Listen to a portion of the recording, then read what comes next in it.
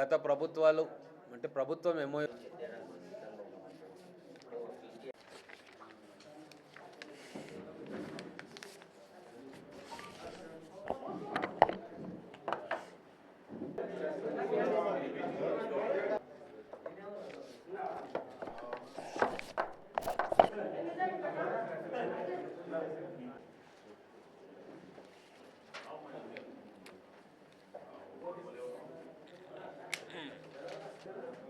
తెలంగాణ రాష్ట్రం ఏర్పడ్డ తర్వాత జూన్ 2, 2014 దాని తర్వాత 10 సంవత్సరాలకు తెలంగాణ ముఖ్యమంత్రి పెట్టుబడుల కోసం విదేశీ గడ్డకు ప్రయాణం సాగించింది. ఒక విశ్వాసం తెలంగాణ ముఖ్యమంత్రి గారు. చాలామంది ఒకటే మాట అన్నారు, గతంలో కేటీఆర్ వచ్చేది, ఒకరోజు ఎవరినో కలిసి ఎంఓయూ చేసుకుంటా అని చెప్పేసి మళ్ళీ వారం రోజులు గాయబైపోయేది, ఎక్కడికి పోయేదో తెలియకపోయేది. కానీ ఇప్పుడు ముఖ్యమంత్రి గారితో మంత్రివర్యులు మొత్తం స్టేట్ టీం అంతా రాష్ట్రాన్ని రిప్రజెంట్ చేస్తూ వాళ్ళతో మాట్లాడిండ్రు.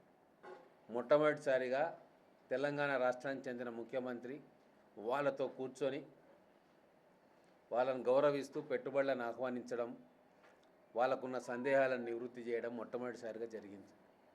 ఒక కొత్త నగరాన్ని నిర్మిస్తూ ఉన్నాము, దాంట్లో మీ పెట్టుబడులు పెట్టండి, మీ కంపెనీలను ఇక్కడికి తీసుకురండి, అన్ని వసతులు సౌకర్యాలు మేము కల్పిస్తామని చెప్పి ఈ కొత్త నగరాని కోసం వాళ్ళందరినీ కూడా ఆహ్వానించడం జరిగింది. బహుశా భారతదేశంలో అంత పెద్ద విస్తీర్ణంలో ఒక కొత్త నగరానికి బీజం పడడం అనేది ఇదే మొదటిసారి. దాదాపుగా 31,000 కోట్ల రూపాయల ఎంఓయూలు సైన్ చేయడము, సూత్రప్రాయంగా అంగీకరించడం అనేది జరిగింది. తెలంగాణకు పెట్టుబడులు రావాలా, ఇక్కడ మన లక్షలాది మంది విద్యార్థులకు ఉద్యోగాల కల్పన జరగాలి అని చెప్పి ఒక సిన్సియర్ ఎఫర్ట్స్ కాంగ్రెస్ ప్రభుత్వం ముఖ్యమంత్రి గారి నేతృత్వంలో చేస్తూ ఉంది. 10 సంవత్సరాలు మనం కాలాన్ని వృధా చేసుకున్నాం. ప్రపంచంతో పోటీ పడే శక్తి మన హైదరాబాద్ నగరానికి ఉన్న కేవలం ఒక కుటుంబం స్వార్థంతో ఆ శక్తిని పక్కన పెట్టినాం. మూసీ రివర్ ఫ్రంట్ డెవలప్మెంట్ కూడా చాలా కంపెనీలు ఆసక్తి కనబరుస్తూ ఉన్నాయి. ముఖ్యంగా స్కిల్ డెవలప్మెంట్ యూనివర్సిటీ కోసం మీకు తెలుసు, అసెంబ్లీలో బిల్లు పెట్టినాం, దాని తర్వాత శంకుస్థాపన జరిగింది. అదే విషయాన్ని కూడా మేము ప్రపంచవ్యాప్తంగా చాటి చెప్తా ఉన్నాం. మేము మా తెలంగాణలో మా విద్యార్థులు కావచ్చు, యువకులు కావచ్చు, వాళ్ళ నైపుణ్యాన్ని అభివృద్ధి చేసి స్కిల్డ్ వర్క్ ఫోర్స్ను మీకు అందిస్తాం, మీరు నిరభ్యంతరంగా వచ్చి ఇక్కడ పెట్టుబడులు పెట్టి ఫ్యాక్టరీలు పెట్టండి అని చెప్పి వాళ్ళకు ధైర్యంగా మేము చెప్పగలుగుతా ఉన్నాం. పారదర్శకంగా మొదలే షెడ్యూల్ రిలీజ్ చేసి ఏ కంపెనీ ప్రతినిధులతో మేము మాట్లాడబోతా ఉన్నామని చెప్పి అఫీషియల్ ప్రకటన చేసి వాళ్ళని కలిసినాం. కేటీఆర్ ఎన్నోసార్లు పోయిండు, ఏ రోజైనా మినిట్ టు మినిట్ కానీ డే బై డే షెడ్యూల్ వచ్చిందా? రాలే. గతంలో వాళ్ళు పోయింది కేవలం వాళ్ళ పనులు చక్కబెట్టుకోవడానికి తప్ప ఎటువంటి విదేశీ పెట్టుబడులను ఆహ్వానించడానికి కాదు. అందుకే ఈ 10 సంవత్సరాల్లో ఒక్క కొత్త ఫ్యాక్టరీ కానీ కొత్త పెట్టుబడి కానీ హైదరాబాద్ నగరానికి రాలే. మన మహబూబ్ నగర్ పట్టణానికి, మన మహబూబ్ నగర్ జిల్లాకు శుభవార్త ఏంది అంటే,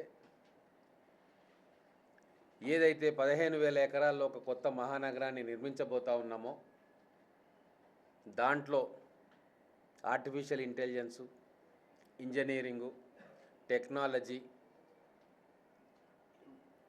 తర్వాత అనేక నైపుణ్యంతో కూడిన ఉద్యోగాలు అక్కడ రాబోతూ ఉన్నాయి. ఈ ప్రాంత వాసులకు, ముఖ్యంగా మహబూబ్ నగర్, నల్లగొండ, రంగారెడ్డి జిల్లా వాసులకు, విద్యార్థులకు, యువకులకు కొద్దిగా మనం నైపుణ్యాన్ని పెంచుకుంటే రాబోయే రోజుల్లో వేలాది ఉద్యోగాలు మనకు రాబోయే 5-6 సంవత్సరాల్లో రాబోతూ ఉన్నాయి. మన ప్రాంతం ముఖ్యంగా దక్షిణ తెలంగాణ జిల్లా, హైదరాబాద్కు దక్షిణంగా ఉన్న జిల్లాలన్నీ కూడా అద్భుతంగా అభివృద్ధి చెందబోతూ ఉన్నాయి. మేము ఏవైతే ప్రాధాన్యత క్రమాలు అనుకున్నామో, ప్రాధాన్యత అంశాలు అనుకుంటున్నామో, ప్రపంచ బ్యాంకు కూడా వాటినే ప్రామాణికంగా తీసుకుంటుంది. స్కిల్ డెవలప్మెంట్ కావచ్చు, స్లమ్ డెవలప్మెంట్ కావచ్చు, కాలుష్యానికి గురవుతున్న నదీ జలాలను పునరుజ్జీవింపజేయడం కావచ్చు, రిజువనేషన్ ఆఫ్ రివర్స్ మా ప్రాధాన్యతలు తెలంగాణ ప్రభుత్వానికి ఇప్పుడు. సో అటువంటి వాటి మీదనే పనిచేస్తున్న ప్రపంచ బ్యాంకు ఖచ్చితంగా ముందుకొచ్చి ప్రభుత్వానికి సహాయ సహకారాలు అందిస్తామని చెప్తా ఉంది. 4,000 కోట్ల రూపాయలు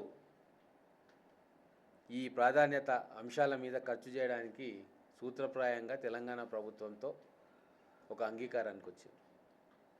ఒకవైపు మా 6 గ్యారంటీలు క్రమక్రమంగా అమలు చేస్తూ, ఇన్ని కార్యక్రమాలు గ్రౌండ్ చేస్తూ, భవిష్యత్తు కోసం ఒక స్పష్టమైన విజన్ తోటి కాంగ్రెస్ ప్రభుత్వం ఉంది. ఇంతకంటే మంచి పాలన, ప్రజారంజకమైన పాలన బహుశా ఇంకెవరు ఇయ్యరు. కేటీఆర్ ఎంఓయూల భాగవతం మొత్తం టీవీలలో వస్తూ ఉంది. మా ప్రభుత్వం ఎంఓయూ చేసుకుంటే దాంట్లో లోపాలని వెతికే ప్రయత్నం చేస్తున్నారు. వాళ్ళు 10 సంవత్సరాల క్రితం ఎంఓయూ చేసుకుంటే రూపాయి పెట్టుబడి లేదు, కానీ వాళ్ళకి ఆల్రెడీ 95 ఎకరాల భూమిని అలాట్ చేసిండ్రు. మరి భూమి తీసుకొని కూడా ₹1 పెట్టుబడి పెట్టలే. కానీ ఇక్కడ ఇప్పుడే మొదలైంది. బయటి కంపెనీలు వచ్చి పెట్టుబడులు పెట్టడం. ఈరోజే 15,000 ఉద్యోగాల కోసం కాంగ్నిజెంట్ అనే కంపెనీ శంకుస్థాపన మహోత్సవం జరుగుతూ ఉంది హైదరాబాద్లో. అంటే మేము వచ్చి ఇంకా 8 నెలలే అవుతూ ఉంది. ఒక్కొక్కటి సరి చేసుకుంటూ సరైన దిశలో మన రాష్ట్రం ముందుకు పోతూ ఉంది.